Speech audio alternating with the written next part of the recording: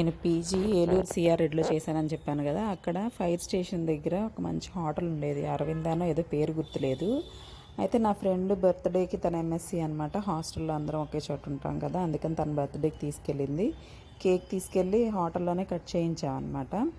చేయిస్తే అప్పుడు ఏం చేసామంటే బెడ్ కట్టుకున్నారనమాట. బిల్ కట్టకుండా ఉండాలంటే అక్కడ ఉన్న థింగ్స్లో ఏదో ఒకటి దొంగతనం చేసుకొని వచ్చేయాలి అని చెప్పేసి. అప్పుడు చిన్న చిన్న బకెట్లు ఉంటాయి కదా కర్రీస్ పెట్టేవి, దాన్ని ఏం చేశారంటే కప్ అదే కేక్ బాక్స్ ఉంటుంది కదా, అందులో పెట్టేసేసి కామ్గా తీసుకొచ్చేసింది అనమాట.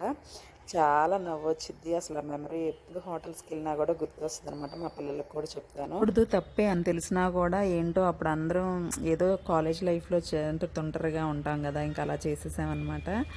అలా ఎప్పుడు చేయకూడదులే, కానీ ఒక మంచి ఇన్సిడెంట్స్ లాగా నాకు ఇప్పుడు ఎప్పుడు గుర్తుండిపోతుంది అది.